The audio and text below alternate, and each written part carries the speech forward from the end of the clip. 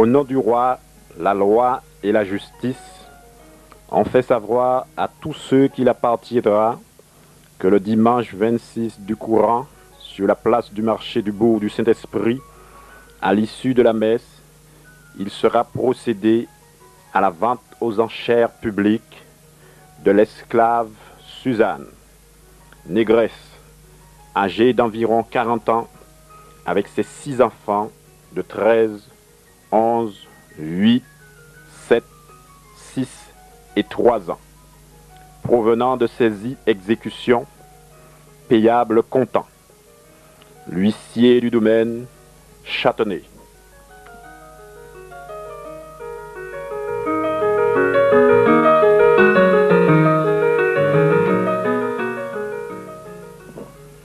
Et l'on venait lui tâter les chairs, et un autre la tournait et la retournait, et un troisième la regardait aux dents. Hélas, il n'est que trop vrai, tout comme nous faisons au marché aux chevaux pour examiner leur âge et leur allure. L'esclave acheté appartient sans restriction à son acheteur, et les droits de ce dernier s'arrêtent à peine à celui de vie ou de mort. Victor Schellcher.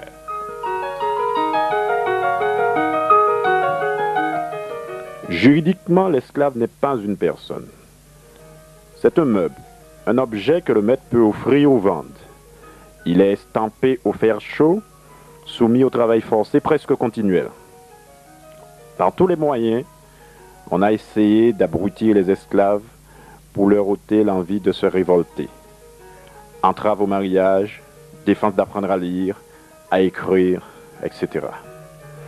Maltraités par les uns et les autres, décimés par la nostalgie, les durs traitements, le travail pénible, le manque d'hygiène, il n'y avait pour eux comme solution que l'attente d'un monde meilleur, ce que prêchait l'Église, le suicide, l'évasion ou la révolte.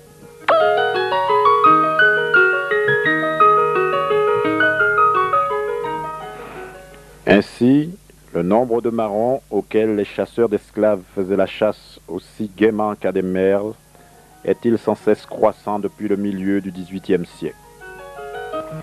Malgré la dureté des châtiments encourus en cas de reprise, coups de fouet, bras, jarrets, oreilles coupées, le nègre n'hésitait pas à braver tous les dangers pour retrouver la liberté.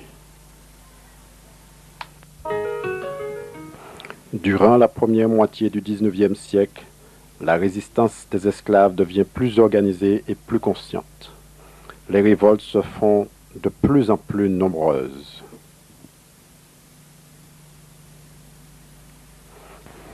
« 1801. Le colonel noir Jean Quinat se révolte contre les troupes anglaises et prend position sur les flancs du Carbet. Action mal organisée qui permet une riposte rapide. 1811, des esclaves et des travailleurs libres de Saint-Pierre organisent un vaste complot qui est découvert le 17 septembre, ce qui les force à passer à l'action sur le champ. Mais ils sont cernés par la milice, leur chef Molière se tue avant d'être pris. 16 insurgés sont exécutés sur la place Bertin le 10 octobre suivant.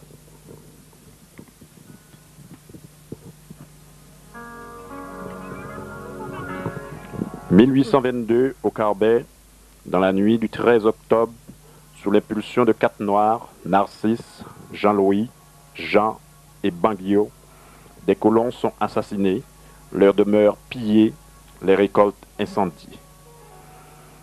Le soulèvement est arrêté par une très dure répression. 60 Noirs sont arrêtés, 7 guillotinés, 14 pendus, 10 livrés au supplice du fouet.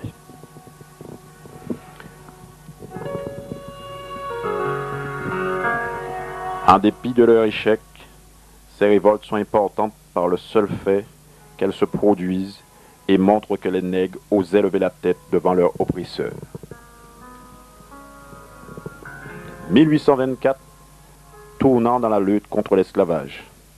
C'est l'année de l'affaire Bicêtre. Pour avoir fait circuler une brochure attirant respectueusement l'attention du roi sur le sort des hommes de couleur, Bicêtre, Fabien Volney et 200 autres sont déportés, condamnés au bagne, marqués au fer rouge. Les libres commencent à comprendre qu'ils ne pourront rien sans la masse des esclaves. Ainsi se soudera progressivement l'alliance de combat des esclaves et des libres. 1831, c'est la grande révolte de Saint-Pierre. Les 9 et 10 février, 11 habitations sont incendiées. Les autorités jettent en prison 300 personnes et condamnent 26 à la peine de mort. L'héroïsme de ces derniers devant la mort stupéfia le gouverneur Dupotet qui écrit « Les nègres ont fait preuve d'une effronterie révoltante en allant au supplice. Nous sommes les victimes de la liberté, criait-il. Nous mourrons pour la liberté. Vive la liberté! Vive la République! La couleur nous vengera. » 1833 à la Noël, les hommes de couleur libre de la Grand-Anse au Lorrain se dressaient contre la discrimination raciale. 123 furent inculpés et 15 condamnés à mort. Nos ancêtres ne plièrent pas le genou. Ils étaient animés par l'exemple des Noirs de Saint-Domingue, par le souvenir héroïque de Delgrès et de ses compagnons luttant les armes à la main au cri de la liberté ou la mort.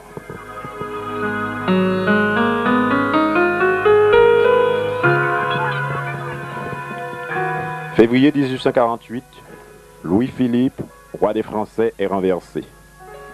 La Deuxième République est proclamée et pour les esclaves, la République est synonyme de liberté. Avril 1848, aucune bonne nouvelle venant de France. L'impatience est à son comble. Pour calmer les esclaves, le directeur Husson fait la proclamation suivante. La liberté va venir. Ce sont de bons maîtres qui l'ont demandé pour vous. Mais il faut que la République ait le temps de préparer les fonds de rachat et de faire la loi de la liberté. Ainsi, rien n'est changé jusqu'à présent.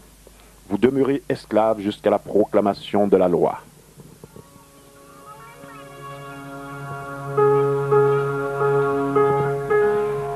Le 20 et 23 avril 1848, des manifestations sont organisées par les hommes de couleur et les esclaves pour réclamer la liberté.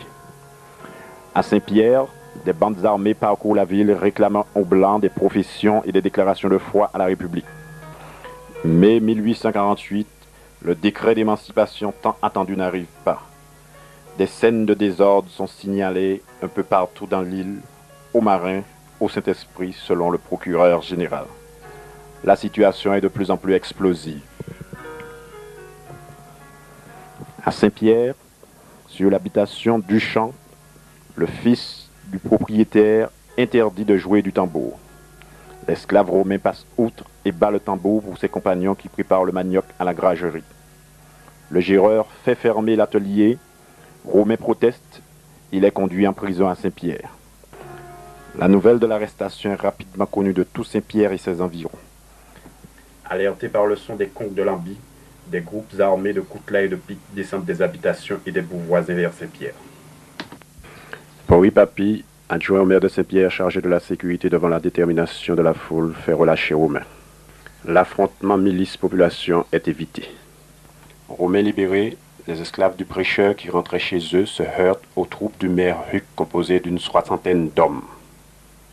C'est la fusillade vers 16h30 qui dégénère en une violente bataille dans la soirée. Maisons du bourg, habitations sont incendiées, 25 tués, 50 blessés parmi les nègres, qui sont ramenés à Saint-Pierre, et c'est l'explosion de colère à leur arrivée. Le nègre se porte à la maison de Sanois, où, paraît-il, les Blancs sont réunis pour quel complot contre eux. Un coup de feu tiré de la maison tue un dénommé Michaud. La foule incendie la maison. 32 Blancs y sont brûlés vifs. Devant le danger, de nombreuses familles blanches fuient Saint-Pierre et se réfugient sur les bateaux présents dans la rade.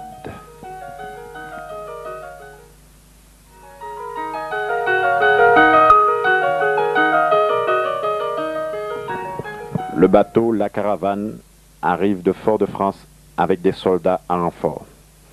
Les insurgés menacent de tout brûler si un seul homme débarque. Le conseil municipal de Saint-Pierre se réunit et vote l'abolition de l'esclavage. L'insurrection s'étend à toute l'île. Concentration des esclaves du Robert et du François à Verpreux. Soulèvement à la Grand'Anse et à Trinité, au Lamentin, à Sainte-Marie, au Marin, à Rivière-Pilote, au Gros-Morne. 20h30, le gouverneur Rostolan débarque et décrète l'abolition de l'esclavage. Le gouverneur provisoire de la Martinique, considérant que l'esclavage est aboli en droit et qu'il importe à la sécurité du pays de mettre immédiatement à exécution les décisions du gouvernement de la métropole pour l'émancipation générale dans les colonies françaises, arrête. Article 1. L'esclavage est aboli à partir de ce jour à la Martinique. Article 2. Le maintien de l'ordre public est confié au bon esprit des anciens et des nouveaux citoyens français. Ils sont en conséquence invités à prêter main forte à tous les agents de la force publique pour assurer l'exécution des lois. Saint-Pierre, le 23 mai 1848, le général de brigade Rostolan.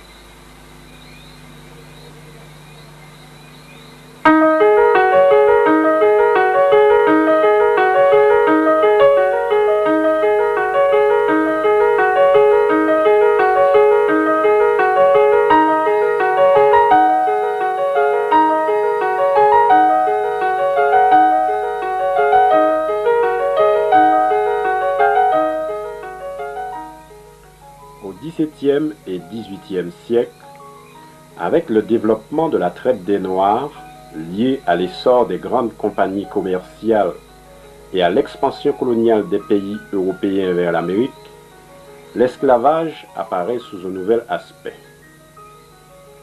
La promulgation du Code noir par Louis XIV en 1685, le versement de primes par tête d'esclaves importés, contribue à convaincre, s'il en était besoin, que la prospérité économique découle de l'institution de l'esclavage. Quant à l'Église, elle rassure les consciences. Bossuet rappelle que condamner l'esclavage reviendrait à condamner le Saint-Esprit qui ordonne aux esclaves, par la bouche de Saint Paul, de demeurer en leur état et n'oblige pas le maître à les affranchir. Mais l'abbé Raynal s'élève en 1774 contre la colonisation. À mesure que les conquêtes, les cultures et les mines se multiplièrent en Amérique, il fallait plus d'esclaves. Féroces Européens, vous allez au loin les acheter et vous les vendez et vous les revendez comme un vil troupeau de bêtes. Pour repeupler une partie du globe que vous avez dévasté, vous en corrompez et dévastez une autre.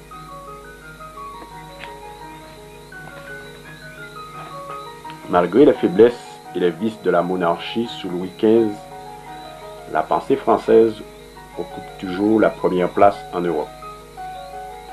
Les philosophes répandent les idées nouvelles et luttent pour obtenir plus de liberté et souhaitent plus de bonheur pour les hommes.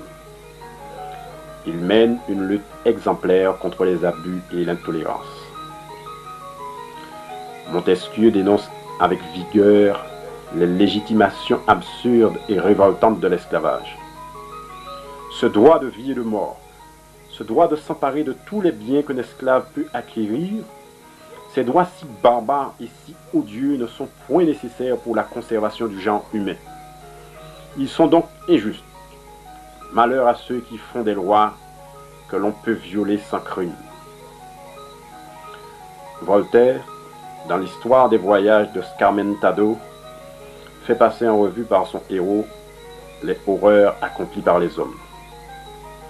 Vous nous achetez aux foires de la côte de Guinée comme des bêtes de somme pour nous faire travailler à je ne sais quel emploi pénible et ridicule. Helvétius, dans son livre de l'Esprit paru en 1758, provoque le scandale quand il dénonce. On conviendra qu'il n'arrive point de barrique de sucre en Europe qui ne soit teinte de sang humain. Or, quel homme, à la vue des malheurs qu'occasionnent la culture et l'exportation de ces denrées, refuserait de s'en priver et ne renoncerait pas à un plaisir acheté par les larmes et la mort de tant de malheureux? Détournons nos regards d'un spectacle si funeste et qui fait tant de honte et d'horreur à l'humanité.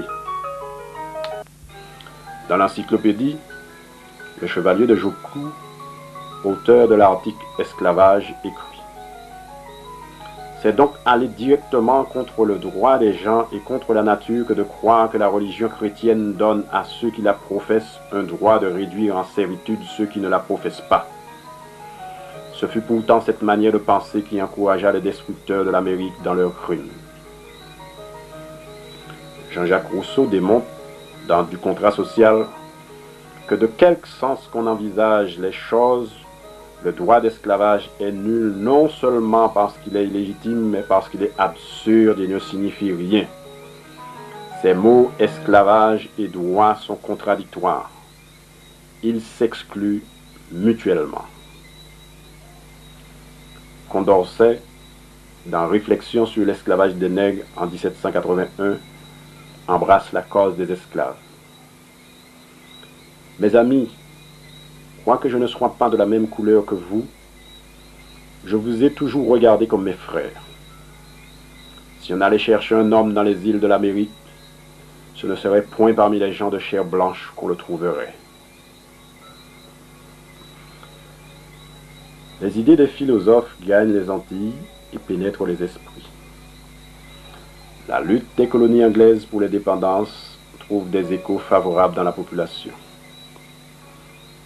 En France, le grand mouvement social et humain en faveur de l'abolition s'amplifie. Brissot et Condorcet, qui joueront les premiers rôles pendant la Révolution, fondent la Société des Amis des Noirs en 1788. Les Sieyès, Mirabeau, Lafayette, Grégoire, Pétion, qui en font partie, réclament l'abolition de l'esclavage. Mais les représentants des colons regroupés autour du club Massiac fondé en août 1789 sont plus